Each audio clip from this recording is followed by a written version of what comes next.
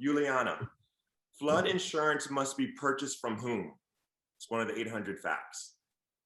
Do you remember? The National Flood Insurance Program. Yes, National Flood Insurance Program. Yes, very good. What's the minimum and maximum amount of flood insurance needed? The minimum is 100K and then the maximum is 250K. Very good. What's the penalty for violating ECOA? Is it 10,000? Yes, 10,000. Yes, 10,000, up to $10,000, right? The penalty for violating. My bad. Sorry, I'm gonna put myself on mute. $10,000. All right. Now remember, guys, if you have a question as I'm going through each person, if you have a question, raise your hand and we'll answer your question. All right. And all these are based on the 800 facts. You know. So Juliana, what's the 4 elements of a valid contract? Okay, so it's competent parties.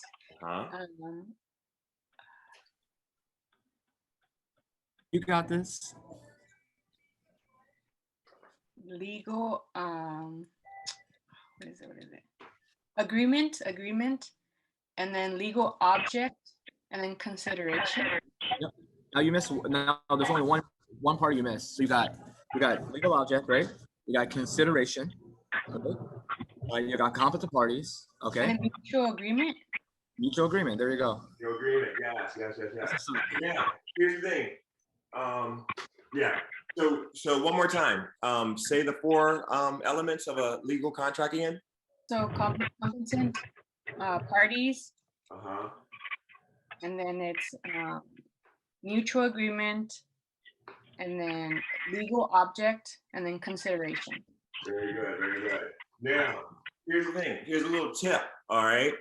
Because there's different like strategies to like memorize this stuff. And so one of the things that has helped me a lot to memorize it about the 4 elements of a legal contract is think of it like a story in your mind. Imagine in your mind, picture in your mind, competent parties making a mutual agreement regarding a legal object for consideration, and consideration meaning like money, right? So if you can kind of think of like a story in your mind that has all 4 elements, will help you to memorize the 4 elements of a legal contract. Very good. All right, one more before we move on. What is the front end and back end ratios for conventional loans? Is it 28 and 36? For conventional, yes, 28, 36. 28 front end ratio, 36 back end ratio. Very good for a conventional loan. What about USDA loans? It just has a back end of 41, right? That's right. It's just a back end of 41%. That's right for USDA. Very good. What about FA? What about VA loans? VA loans. I'm sorry. USDA 941. Wait, no. Hold on. I'm sorry. Wait. USDA though, right? You asked me USDA? Oh no. I was asking Juliana about the USDA loans. Yeah. The front end is 29 and the back end is 41. Right. Yeah, that's fine. Okay. So so Juliana. So wait, yeah, 29. For USDA, 2941 for USDA. That's right. Now, Juliana, what about FHA loans? 31 and then 43. 31 and 43. Excellent. Very good. Okay. Now, all right, Juliana, that was very good. I'm going to circle back to you a little bit later. Lawrence is up next. An applicant can request a statement of reasons within how many days of receiving the original adverse notice? Lawrence? Oh, I can't hear you. Lawrence, okay.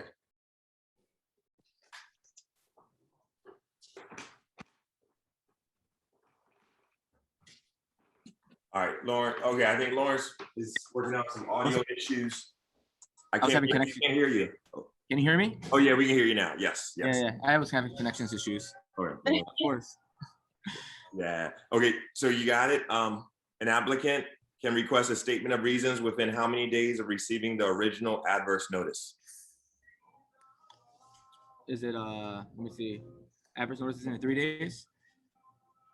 No, no, no. Oh, adverse notice, 30 days. No, no, no, no, no. Okay. An applicant can request a statement of reasons within how many days of receiving the original adverse notice? 60 days? 60 days. 60, Yeah, I forgot for a second. I'm sorry, I was trying to fix my mic. I lost my train of thought. 60 days, 60 days. And then, so here's the thing, because you want to kind of memorize it in groups, right? So Right. an applicant can request a statement of reasons within how many days of receiving the original adverse notice? That's 60 days, right? So they have 60 days to request a statement of reasons, Right. regarding the original adverse notice, right? But now, how many days does the lender have to respond? Isn't it 30 days? Yes, 30 days. Because they have Okay? 30 days because of the, like, it's just like a credit application. You apply for something, and if they get the adverse action, they have 30 days to respond to that notice. Right, right. But okay, but keep in mind though, the borrower has 60 days to Yes. request it. Right. And the lender has 30 days to provide. respond, right? Yes. Okay, Yeah. very good, very good. So now, and here's the way to here's a little tip to kind of remember that, right? Think of it this way. The laws are set up to protect the borrower, not the lender. So it makes sense that the law is set up so that we give the borrower 60 days to request it, but we only give the lender 30 days to provide it. Yeah. Okay. Right? Yeah. So do you see how the law is set up to favor the borrower? We're giving the borrower 60 days to request respond. it, but we're giving the lender only 30 days to provide it once the borrower requests it. Now, this situation, you have to think about it also in terms of this next question. If an application for credit is denied based on the appraisal, the borrower has how many days to request a copy? 90 days. 90 days, yes. Yeah. Yes. All right. So do you see the distinction? They're very similar situations, but you see there's a small distinction. Yeah, you're right. Application for credit. If an application for credit is denied based on the appraisal, if it was based on the appraisal, the borrower has 90 days to request the appraisal, right? Yes. But the other question was about if the applicant if the applicant receives an adverse notice, how many days do they have to request a statement of reasons, right? Yeah. 60 days to request a statement of reasons. But if it's an application for credit that's denied, then they have 90 days to request the appraisal, right? Now, all right, and then the lender has how many days to deliver it? 30 days. 30 days, yeah, 30 days. Excellent. Remember, guys, if you have any questions, feel free to raise your hand and we'll answer your question. Yeah. All right. So, Lawrence, what about this? ECOA deals primarily with what? A credit application. A credit application, because ECOA stands for what? What does ECOA stand for? The Equal Credit Opportunity Act. Yeah, Equal Credit Opportunity Act. What is included in the APR? All right. So what's a way for you to memorize what's included in the APR? MICE does? No. MICE does. Wait, well, what was MICE does? No, isn't that ATR. Yeah, that's ATR. I'm talking about APR. Oh, APR, I couldn't hear you. I'm in a coffee shop. Yeah. No worries. So here, remember about an easy way to remember what is included in the annual percentage rate? Yeah. If anything's not part of the mortgage, it's not included. Exactly right. You guys understand that? Anything that's not a part of the actual mortgage is not included in the APR, the annual percentage rate, right? Cool. I can hear you now. I heard ATR, so because I'm. Oh yeah, my bad. Yeah, APR. All right. So APR.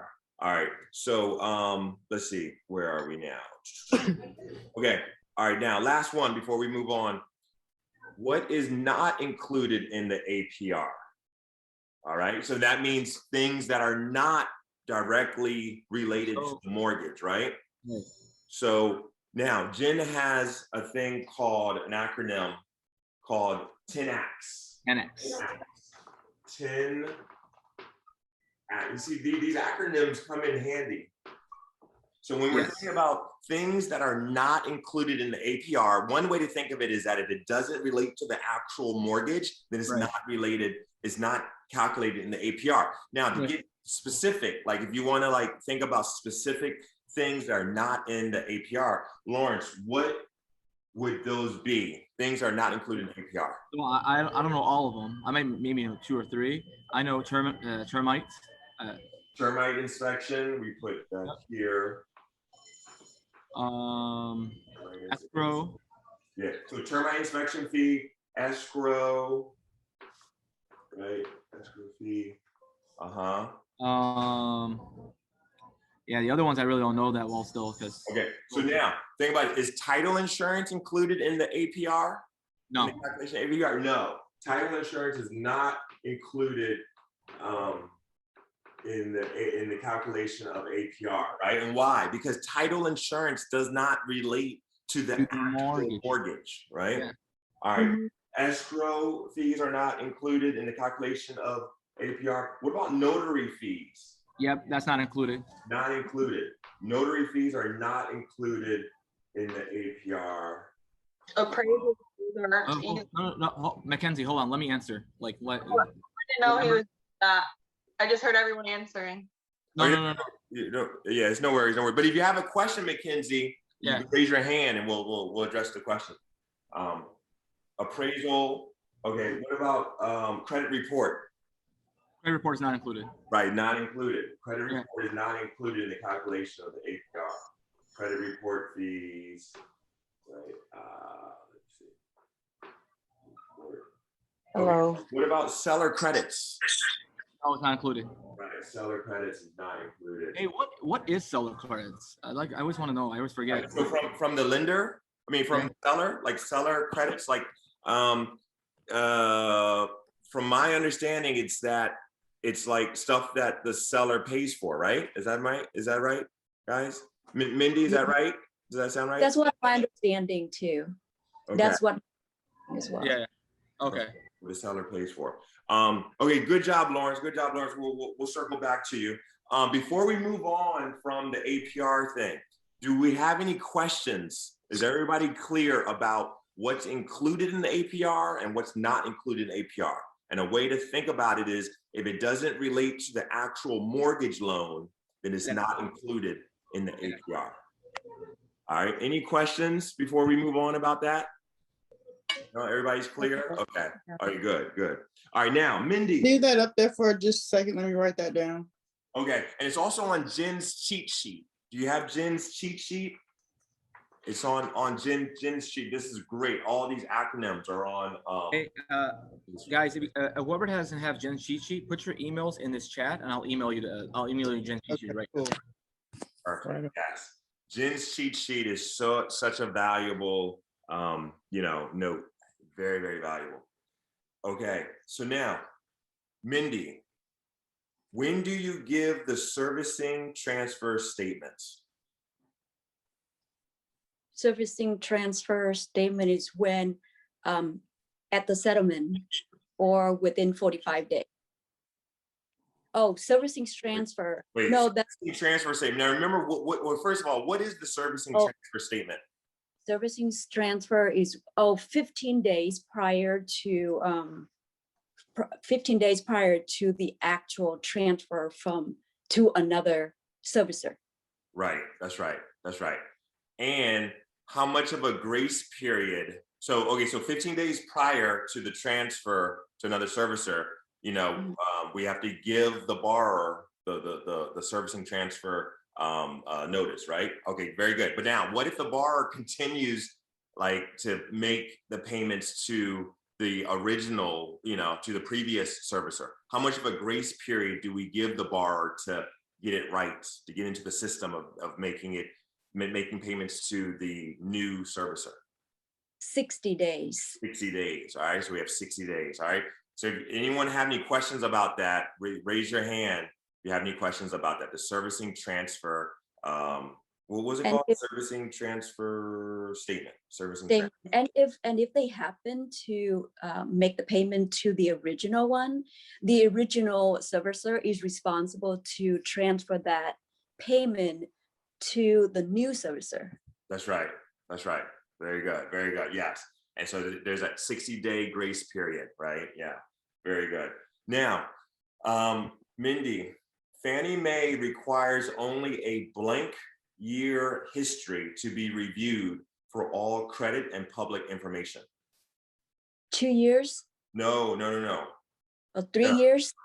No, no, no, no. So, okay, Fannie Mae requires only a blank year history to be reviewed for all credit and public information. So meaning like 7 years? public information. Think 7 years? I'm sorry, what was that? 7 years? 7 years, yes, 7 years, yes. Remember also, here's another way to think about it too. How long can negative information stay on someone's, what's it called? Credit report. Yeah, on their credit report, how long? 7 years. 7 years? 7 years. 7 years? Now remember the exception though, Oh, bankruptcy. 10 years? Bankruptcy for 10 years? Bankruptcy for 10 years, yes. So to clarify that, right? So in general, negative information can stay on a person's credit report for 7 years, but bankruptcies can stay on a person's credit report for up to 10 years. Okay, very good, very good.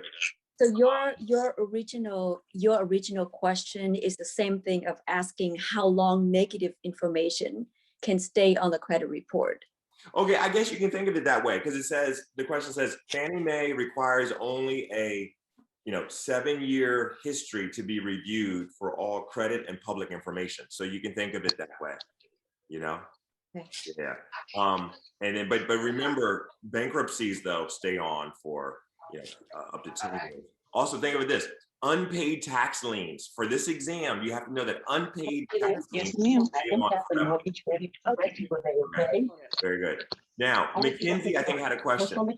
for me. Yeah. I was trying to, Wait, there's someone that has background. yeah, so- Who's that? I'm gonna do this first. Wait. Can you mute if you're not talking? Everyone mute if you're not talking. Okay, Mackenzie? Yeah. So another thing isn't judgments also 7 years? Okay, so any negative So is- information is 7 years, but the exception is bankruptcies up to 10 years. And also the exception is unpaid tax liens is forever. okay, what about like Criminal too, also forever. Okay, Criminal. now here's the thing, isn't it where if it's a criminal thing that Only- relates to a fraud, right? Then, right? Is there a distinction? Who knows about that? Do you remember about that? Yeah, so if you have fraud, anything related to fraud, then it's forever. But they say if you have any criminal conviction after 7 years, it's fine. And the paid tax lien is 7 years. Unpaid tax lien is forever. Right. Paid tax liens, yeah, but unpaid tax liens forever, right? Yeah, but anything with financial crime is forever. Right. Financial crime. So does that make sense? So Mackenzie, so from our understanding, if it's a financial crime, then it's forever, right? But if it's a non-financial crime, then it seems like it's just 7 years. yeah, that's what I thought. Okay, I just want to make sure. Thank Okay. you. Okay, you're welcome. Yep. Sorry, Lance, I was trying to raise my hand, I don't have a button. Oh, no, oh, you're good. You're good. Yeah. So as far as financial crime, that's only if it's reported to your credit. True. So all this stuff is only if it shows up on your credit report, right? Right. Some state do it and some state don't. Yeah, that's a good point. Yeah, some states might not even have a section for that. Yeah, good point, Rob. All right. So now, Mindy, a few more before we move on. What's the minimum down payment for a FHA loan? 3%. Wait. FHA? Wait. No, it's 3%. For FHA, that depends on your FICO score, right? That's right. So if your FICO score is 580 or higher, then your down payment is 3.5%. Very good. And if your FICO score is from 579 all the way up to, 500 to 579, then the down payment for FHA loan would be 10%. Right, right. Does everybody follow that? If your credit score is 580 or higher, right, or higher, the minimum down payment for an FHA loan is 3.5%. But if your credit score is between 500 to 579, then your minimum down payment for a FHA loan is 10%. Now, if your credit score is below 500, then you don't qualify for an FHA loan. All right. If you have any questions on that, raise your hand. If you have any questions before we move on to the next question. Okay. All right. So, Mindy, what's the late fee for a VA loan? 4%. 4%. What about FHA loan? 4%. What about USDA loan? 4%. Yeah. So, okay. So do you guys see the pattern here? If it's one of those government, loans, the late fee is 4%, right? But now, what about conventional loans? 5%. 5%. The late And fee. they are calculated on principal and interest only. Yes, principal and interest only, right? So when they calculate the late fee, they do not apply it to the taxes and the insurance. They only calculate the late fee on the principal and the interest. That's so early. I have a class right now. Yeah. All right. Any questions on that? Okay. Now, Mindy, one more before we move on. How many months of PITI payments must be verified for a loan on a non-owner occupied property? 6 months. Yeah, 6 months, right? For like investment property, non-owner occupied property, 6 months must be verified. Okay, what about on an owner occupied property? 2 months. 2 months. Very good, very good. Excellent. Good work, Mindy. All right, let's see. Can you explain again what's those 6 months and 2 months? For 2 months, it's they check the rental that you pay rents on time. Wait, are you What's the talking about question? this previous question about how many Yes. months of PITI payments must be verified? Okay, if it's an owner occupied property, so if the borrower is going to actually live in the home, right?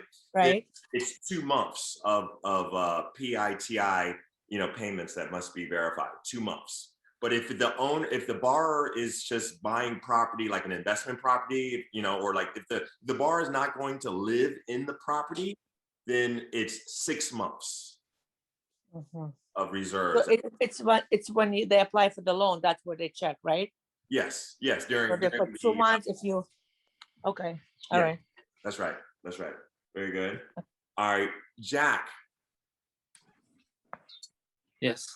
All right, what percentage of ownership do you need to be self-employed? 25%. Very good, 25%. All right, the percentage of the business, right? 25%. 25%. If the credit report does not show a required minimum payment amount, the lender should use an amount equal to what percent of the outstanding balance? 5%. What's that? Oh, is that 2%? No. Credit report does not show a required minimum payment amount. The lender should use an amount equal to what percent of the outstanding balance? Oh, it's not 5. It's not 2. No. Oh, I'm sorry. It is 5%. You said 5%. Oh, okay. Yeah, I said 5 in the beginning. Oh, my bad. Yeah, it is 5%. 5%. Yeah. All right. Next one. Commission, overtime bonus, and part-time income must be averaged over how many years? 2 years, right? 2 years. Consumer debts that have less than how many months of payment remaining do not need to be included for the purpose of calculating debt ratios. Is it 10 installment? Oh, it's a pillow. 10 months? Right. Don't Right. forget about 10 installments, right? Yeah, Yeah, More, less than installment. 10 installments or less. Mindy, yeah. okay, 10 installments or not less than 10 installments. Oh, okay, 10 installment left. Okay, thank you. 10 installments or less, right? All right. All right, Jack, what is a 203B? This the fix, like 15 years fix and 30 years fixed rate. A fixed rate loan. It's a FHA Yeah. fixed rate loan, right? Okay. And the way to remember that, guys, when you see 203B, think basic. Basic. And what is basic? Basic is you know, a fixed rate loan. Fixed rate loan. All right, Jack, what is a 203K loan? Oh, that's crazy. The rehab. The rehab, right? And the way you want to remember that is you think about K, you think about thousands, think about thousands of dollars to rehab, Oh, okay. right? Thousands of dollars to rehab. So Can you, yes, can you explain what's rehab? I mean, I memorize it, I know, but I don't understand. I cannot understand what okay. All right, so a rehab loan is where you are buying a property that needs work done to it. It's not ready to be moved into. So you're buying a property, you're getting a loan for a property that needs to be fixed up. So it's a rehab loan. It's a loan in which the borrower is going to use the money to fix the property up. Right? Oh. Mindy, It's not a construction loan, it's a rehab loan. Is it a rehab loan? Mindy, is that your understanding of it? Yeah, it's like you buy a fixer upper and you are fixing it up, or you are renovating your home. So you put work in to renovate your home. So that's Very good. Is that clear? The 203K? yeah, the buyer, right? Have to put whoever buys the house have to put the work, or the So it's the seller. borrower, right? The buyer. No, the buyer. So it's the person who's getting the loan, right? Because the purpose of the loan is to use it to fix the house. Oh, so it's not a construction. Is that similar to construction? Okay, so the easiest way to remember this is when the seller does not want to pay for repairs. So it doesn't have to be a bank, like the 203K would apply to a foreclosure, a short sale, an estate sale, or a seller that just doesn't want to make repairs, that like the house needs foundation or plumbing issues or any of that stuff, any major repairs, then the buyer would take out a 203K loan because the buyer fell in love with the house but has to fix it to get the loan out. Do you understand what I'm saying? You get it? Yeah, I got it. Yeah. Yes, I did. Yeah. Thank you so much. You're welcome. Excellent. All right, Mindy, what's a 203G? Or no, Jack, where are we? Are we on Jack? We're on Jack, right? Yeah. That's the good neighbor, teachers, policemen, or whatever. Yes, 203G is for a special loan for the policemen, teachers, stuff like that. And so, the way to remember it is the G, think of the G as standing for good neighbor, right? Good people, all that. Yeah, very good, very good. All right, what about, okay. All right, now, Rob, you taking questions? Let me see, sure. Okay, Rob, what are two types of freehold estates? Yeah, free, simple, and life estate. Very good. If a consumer requests cancellation of their escrow account, the lender must deliver an escrow closing notice no later than how many days before closure of the account? 3 days. 3 days. Very good. 3 days. Okay. So very good.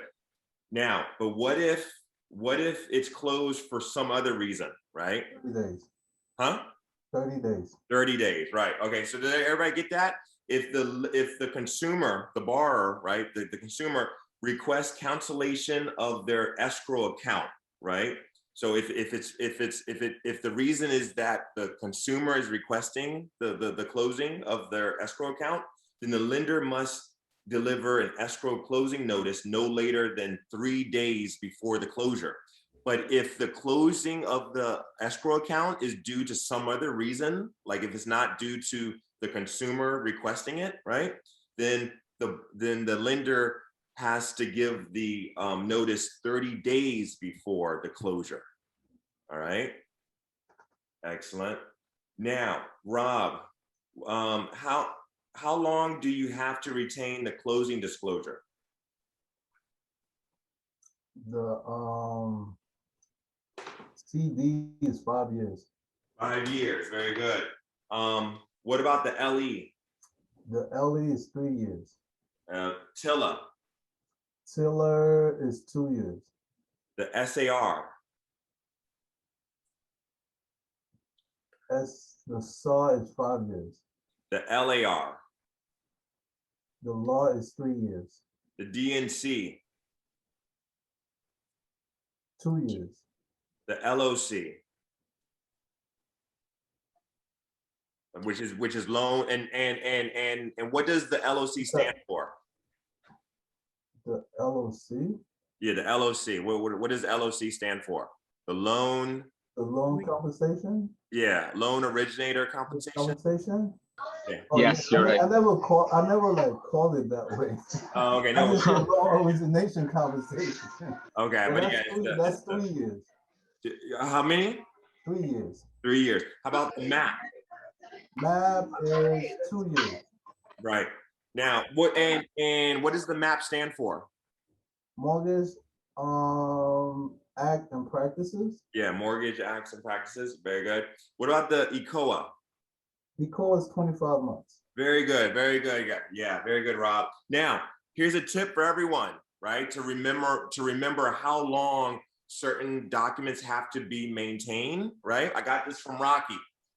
All right. There's certain documents that must be retained for 5 years. There's certain documents that must be retained for 3 years. There's a document that must be maintained for 25 months, and then everything else must be retained for 2 years.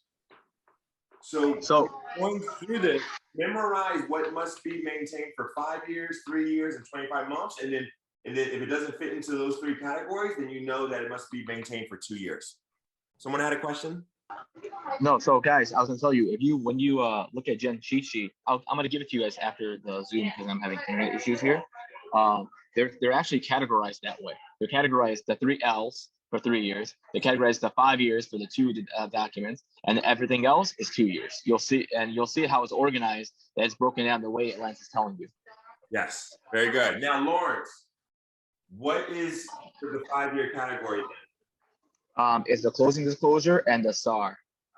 All right, closing disclosure and the SAR, right? Okay, so those 2 documents you must maintain for 5 years. What are the documents that must be maintained for 3 years? You have the LAR. You have the loan origination compensation. Okay. And you have the LE. Very good. What's the document that must be maintained for 25 months? ECOA. Right, ECOA. Right.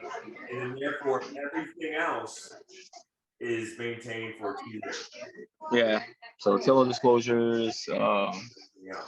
2 years. All that 2 years. Yes. Okay. Very good. Very good. So yeah, remember, like as Lawrence said, this is on Jen's cheat sheet. All right, Rob.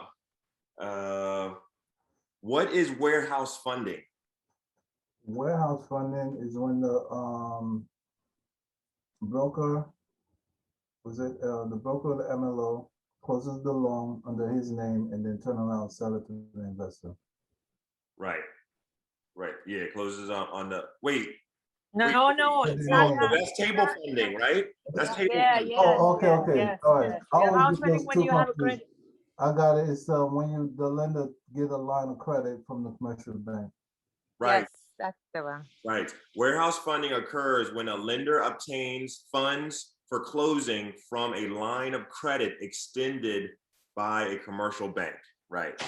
I always get those 2 confused. Okay, so let's talk about this. What's a way in which we can like memorize what warehouse funding is? Rocky had a great explanation. Valerie, do you remember Rocky's explanation? He was like saying warehouse is like commercial, you know?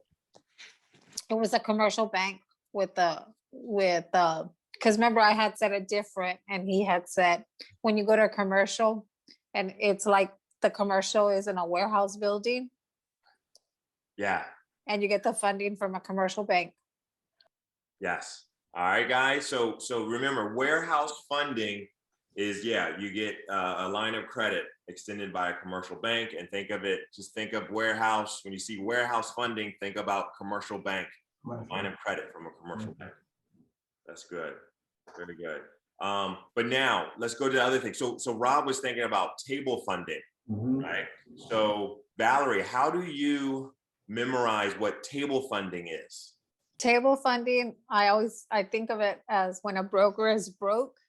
So they want to get paid, but in order to do the loan at the time of funding, they have to get someone else to fund the funds because they have no money to fund it.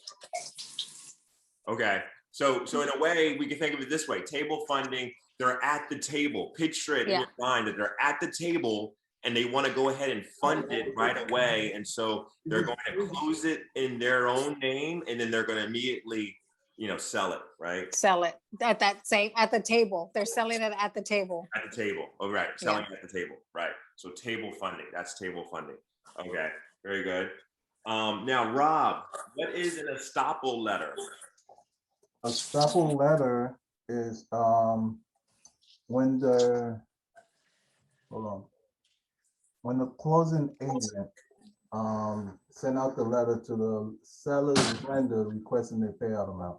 Very good. Yes, that's right. Estoppel letter. The closing agent sends an estoppel letter to the seller's lender requesting the payoff amount. Very good. Very good. All right. Valerie, you ready? Yes. All right. She was born ready. I haven't been. Who what? Who maintains flood maps? FEMA. What is a deed in lieu of foreclosure? That's when you give the house back to the bank and they won't put your credit in bad standing with the credit bureau because you're giving the house back to them. Very good. Very good. Yes. Yeah. A deed in lieu of foreclosure occurs when the mortgagor voluntarily conveys the deed to the lender in exchange for satisfaction of the debt. Debtors still lose property, but by conveying it voluntarily before final court action, they avoid foreclosure on credit record. Lender. Oh, and here's another thing though, Valerie.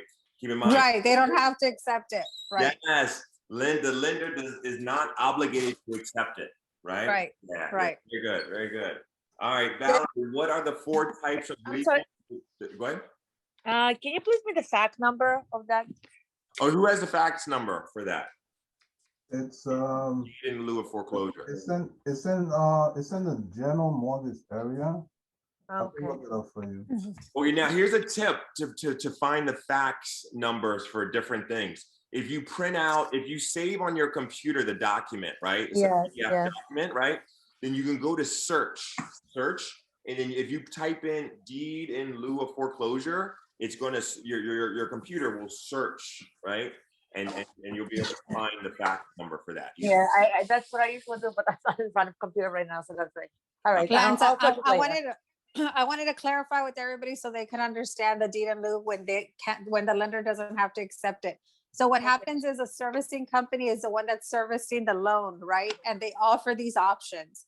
And so when we say that the lender doesn't have to accept it, that means the private investor, meaning Fannie, Freddie, or a private investor that is the owner of the note. So that's a better understanding. Yes. Excellent. Okay. Good. And guys, if you have any questions, raise your hand and we'll dig deep into it, right? All right. I hope this is coming through well. Yeah. All right. Very good. Deed in lieu is 481. 49? 481. 41? 481. 489. 481. 481. Sorry, I don't have a microphone. No worries. 481. Thank you. 481. Yeah. Very good. And by the way, one strategy is to go to print out the 800 facts, go through all of them, and like highlight the ones that you don't know. Like some of them are easy that you already know, but a lot of them you won't know. So highlight them and then make flashcards out of the ones that you don't know. It's a long process, but it's going to really work. It's going to work. All right. And then of course, attend Rocky's classes because Rocky's classes will help you really master it. All right. Now. Hey guys, if you I don't know if Vanessa or some people in here, if you guys don't have a link for Rocky's group, let us know because we want to get you in the Life After Mortgaging group as well. We want to have as many people in there. So if you want to join that, do it because trust me, a lot of people who would be bad on the exam or who haven't taken the exam go in this group and they end up getting 80s and 90s and passing by following the process. Yes, very good. Yes, Lawrence will send the link. Yeah. And Lawrence, please monitor the chat box because I think we have some questions that are in the chat box. And so Yeah, I got you. I got you. Open one already. You can mute if you're not mute if you're not talking. We can hear some background music. I mean background noise. All right, 28. All right, so Valerie, Yeah. what are the 4 types of legal description for properties? That's the meets and bounds, the lot and block, the government land survey, and the monumental method. Yeah, very good. What is a CTR? Currency transaction report. And who does it go to? It goes to the IRS. Very good, very good. And when is that activated? Like when do you have to do a CTR? When on a daily basis, when currency is 10,000 or more. Very good, very good. Now, who is that under the CTR? Who is that under? That's under the AML and the BSL, Very the good. Anti-Money Laundering and the Bank Secrecy Act. Very good. And who are they under? They're under the U.S. Patriot Act. Very good, Valerie. Wow, you getting it. You getting it. That's good. All right, we have a question from Juliana. What are meets and bonds and lock and block? Okay, Valerie, do you know? Yeah. So, okay. So meets and bounds, when there's like raw land, right? A surveyor will go to make sure the meets and bounds, like what property, when they're going to subdivide it. Okay. The lot and block is when a builder or a homeowner wants to build a permanent structure. They need to have a lot and block so that the title company can understand what the lot and block is. But the meets and bounds is the most accurate one for the surveying company or for the government or for the utility company. They go by meets and bounds, but title companies go by lock and block. Does that make sense? Yeah, can you repeat the meets and bounds one more time so I can write it down, please? Yeah. So the meets and bounds is for utility companies or survey companies. So when there is raw land and whether a builder or a homeowner wants to subdivide the land, they'll do meets and bounds for the utility companies and for the surveying companies, okay? Because that's the most accurate. The lot and block is for title companies or easements. So they go by lot and block. Okay, thank you. You're welcome. Excellent, excellent. All right, Valerie, let's see. Company with which a consumer has an established business relationship may call for up to how many months? Establish, like a continuum or? Meaning, yeah, and establish a EBR is what they call it, right? An EBR. Okay, so that's 18 months. 18 months, right? And then what about if the consumer only submits an application? Only 3 months. 3 months. Very good, very good. All right, excellent, excellent. All right, now have I hit everyone who wants to Yes. have, You didn't ask me yet, but I have a question about that last question that you just had. Sure. The 3 months? Yeah, 3 months. So for example, say you call a loan company, right? And you say, okay, I want to check my credit, right? Okay. I want to get a loan, but then something happens between you and the loan officer or the realtor that referred you to the loan officer, and you really don't like that loan officer or something. They didn't call you back or whatever, right? So they have 3 months to solicit to you only because you did not do an application with them. You didn't continue the process with them, or you didn't close a loan with them. So I only have 3 months to call They him only back? have 3 months. They only have 3 months to call you. Correct. Okay, and if it's an 18 months, it's like when you establish your Like you applica- closed a loan with them, right? Okay, And so they're either gonna call you back to either refinance, or they're gonna tell you, okay, like think of us in the future, or do you have anyone else that's looking for a loan? So they have 18 months from the day of closing a loan with you to call you for 18 months. but why is that rule like so effective? What's the difference? Why they do that? Because at 18 months, you are, because you've closed a loan with them, so you are a customer, right? Consumer is a one-time transaction, meaning you didn't close a loan with them, you just had an inquirer. You just inquired, but they didn't do business with you. So that's a difference. I see. So it's nothing to do with the not call list, right? Because No. Well, here's the thing though, right?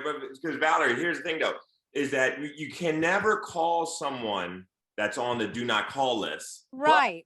But these are some exceptions. So, Right. If they call, like if you call the loan officer and you say, okay, I want to get a loan or whatever, right? So that's the only exception, that they can call you for only 3 months if you did not close a loan with that loan officer. But if you did close a loan, then they have 18 months to contact you. Right. Even if you're on the do not call list, they can still contact you. Right. But here's an exception though, right?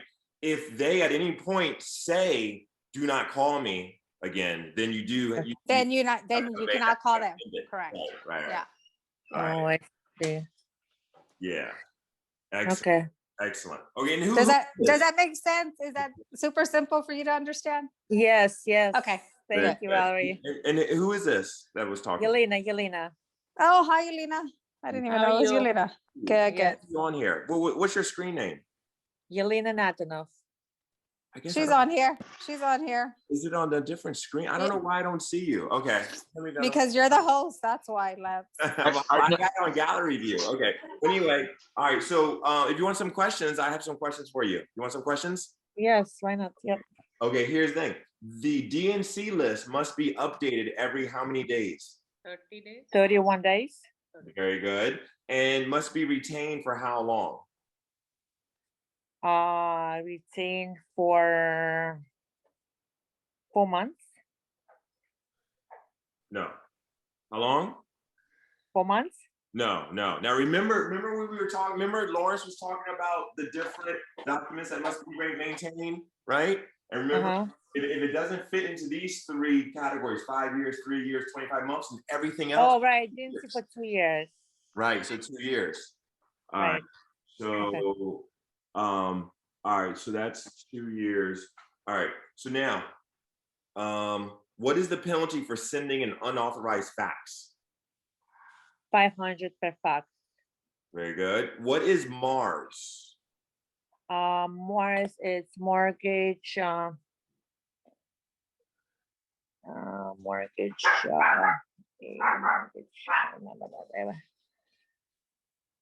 God, mortgage report. But which one is it?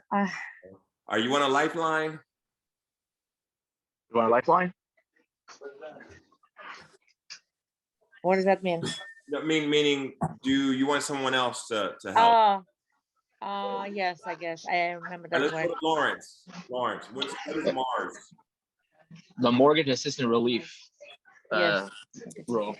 I always forget the S. I forget what the S thing. And Lawrence, what regulation is it?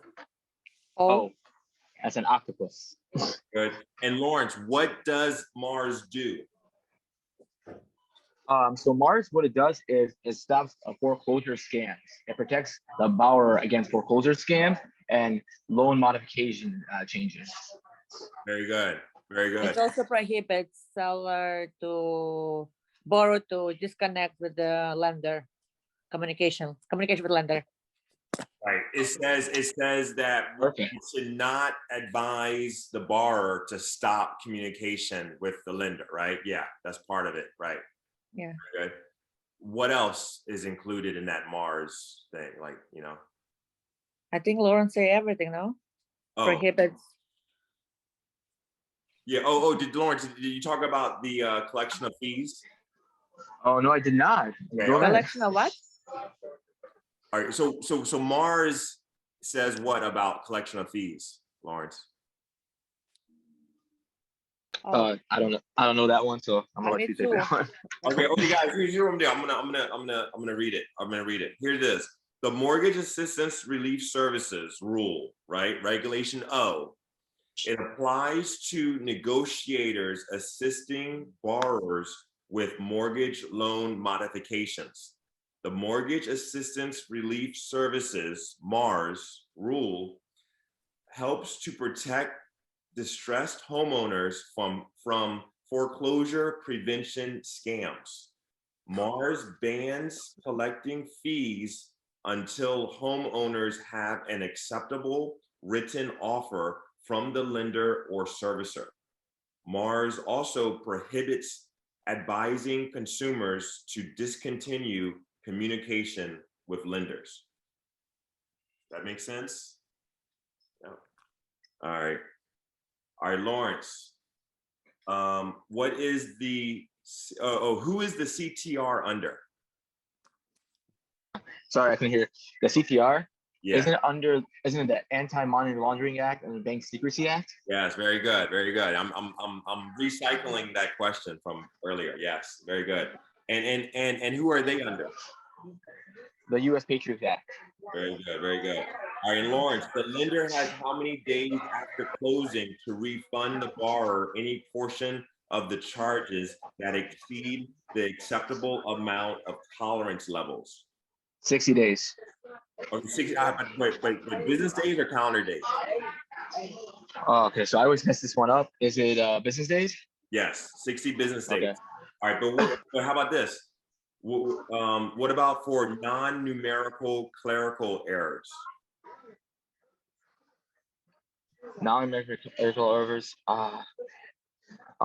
Wouldn't that be? It's also 60 days, but what type of days for non-numerical clerical errors? Oh, calendar days. And calendar days. 60 calendar days. Yeah. Very good. Excellent. Excellent. Yeah. All right, Mindy. Yes. TILA was implemented by who? CFPB. No, implemented. So TILA is administered by the CFPB, but who implemented TILA? Is that federal? Yes. Federal what? Federal Consumer Protection Act. No. Reserve Board? Yes, Federal Reserve Board. Right. So it's one Oh, of what you got, Mindy? it's one of those. I'm sorry. Lawrence. What was the question, Lawrence? But yeah, so TILA was implemented by who? TILA was implemented by who? And that's the Federal Reserve Board, right? And then who administers TILA? That's the what? CFPB. CFPB, right. Now this is on Jen's cheat sheet. She has a little chart that has the different laws and who they're implemented by and who they're administered by, right? But yeah, TILA is the unique one about that, the Federal Reserve Board, implemented by the Federal Reserve Board. All right. Mindy, what is loan flipping? Loan flipping is when you are keep refinancing. Without, right. Without, not to the benefit of the borrower. Exactly. All right. So another way to say it is, loan flipping is an abusive practice in which a loan is refinanced without any tangible net benefit to the borrower. It's a form of equity stripping, right?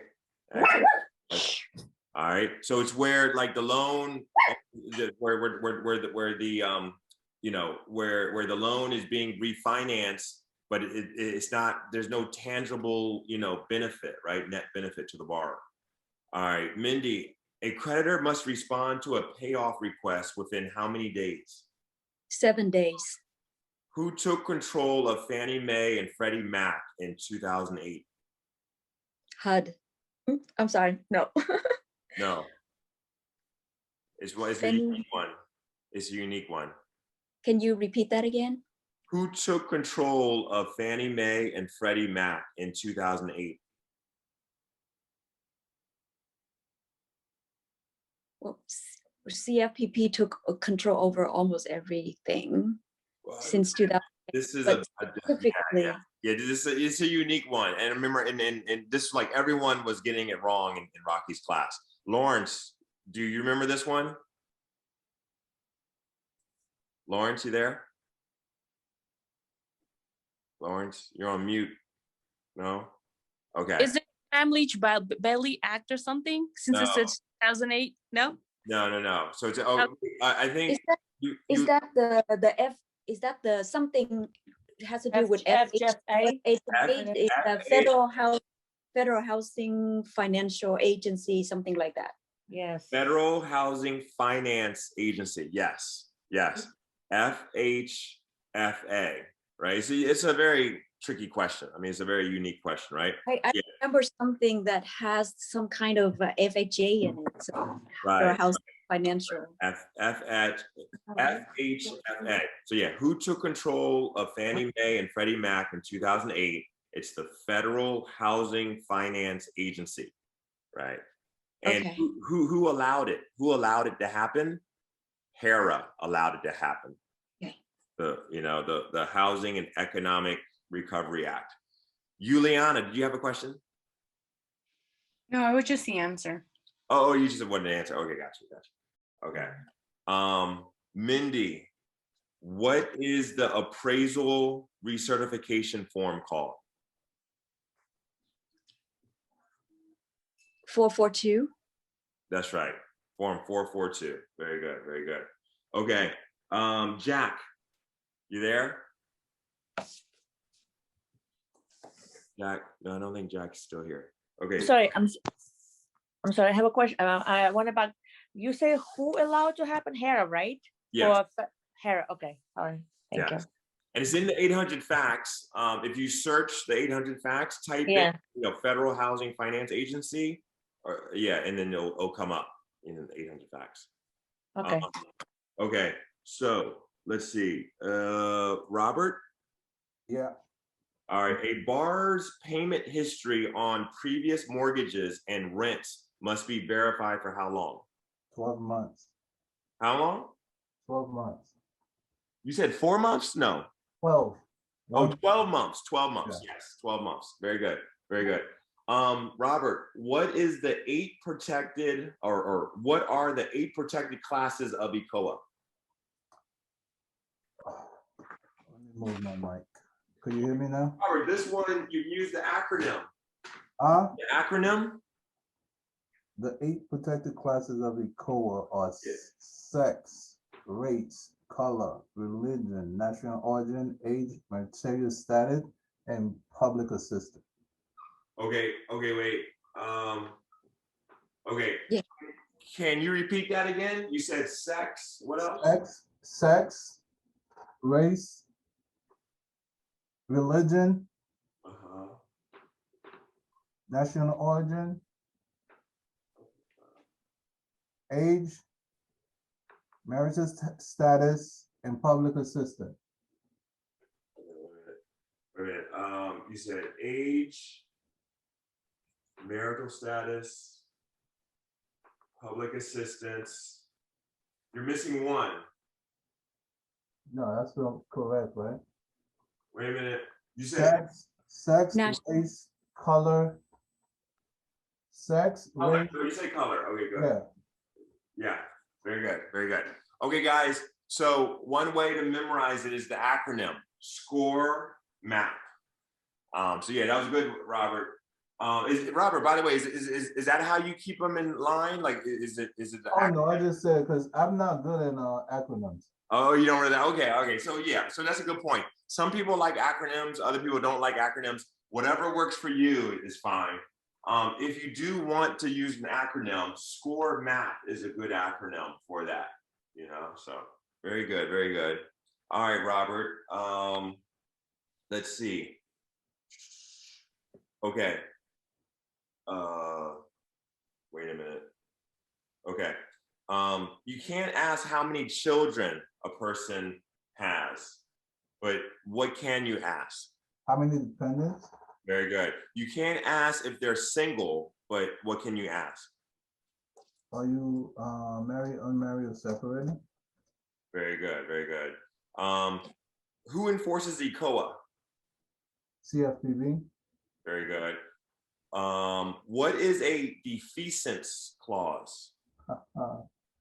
Defeasance clause is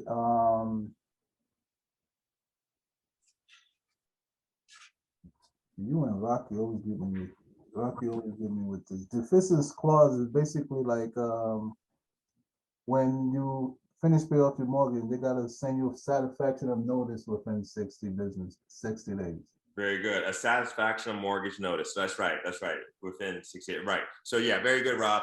The mortgage defeasance clause requires the lender to send a satisfaction of mortgage notice to the borrower within 60 days of paying off the loan. Very good. Now, a tip to memorize the defeasance clause, think of it this way, right? You defeated the mortgage, right? Defeasance clause, you defeated the mortgage, meaning that you paid off the mortgage. And so the mortgage defeasance clause requires the lender to send a satisfaction mortgage notice to the borrower within 60 days of paying off the loan. Very good. Now, what is a subordination clause, Rob? That's when first lien assume a junior position. Yeah, yes, that's right. That's right. Very good. Yeah. The way I remember it, first to second, second to first. Very good. Very good. Yeah, a mortgage subordination clause permits a senior mortgage to assume a junior lien position. Very good. Very good. All right, one more, Rob. What is escalation clause? The escalation clause, let me see if I can remember. It's is it allow the lender to increase the interest rate? That's right. That's right. The mortgage escalation clause allows the lender to increase the interest rate of the loan under certain conditions. That's right. Escalation clause. Very good. Very good. Excellent. All right. So we're coming to a close. We're coming to a close. Real quick, Lawrence, do we have any questions in the chat box? I think I answered most of them. Okay, you answered them. Okay, good. Yeah. Okay, good. Okay. So Okay. Cool.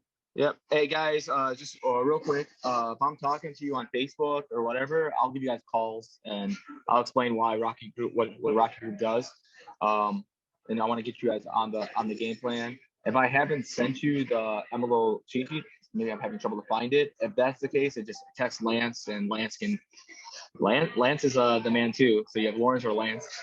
I like that, but the double L's. But like you can always ask him for help too on anything else. And listen, it does, like you can see if you see Lance's score of what he did. He followed Rocky's thing. He got a 91. Jen on Monday got 86. Someone else got a 76. You know, it doesn't matter about the score. Passing is passing, but at the end of the day, guys, you're going to pass this exam. You can see Yelena, like how she gets involved, and Serena, they all get involved, and you know they're on their way to pass their exams as well. So, and so myself, you know. So trust me, guys, believe in the process. Yes. And you know, and if you're studying a certain way and it hasn't worked for you, you need to change your habits. That's all it is. But you know, if you think I'm straightforward, wait till you meet Rocky. Yes. The process works, guys. The process really works. And so definitely connect with Rocky's class, you know, in the evenings, get Jen's cheat sheet, make sure you're making flashcards on the 800 plus facts, attend our what's that? Sorry. Oh, she's Yeah. All right. Excellent, guys. Well, have a great weekend. I'll see you guys soon in Rocky's class and also back here next Friday morning. All right. Oh, by the way, so I'm going to post this on the group and on YouTube and everything. I have a YouTube playlist for MLO training videos. And so you can find me on YouTube under Clay Smile, ClaySmile. But it will also be in the group. But yeah, like Lawrence said, feel free to reach out to me and to Lawrence. We are here to help you because we want Okay. All right. Thank you so Cool. much. You're Thank you, ma'am. welcome. Take No care. problem. Bye. See See you you next time. soon. Bye. Bye.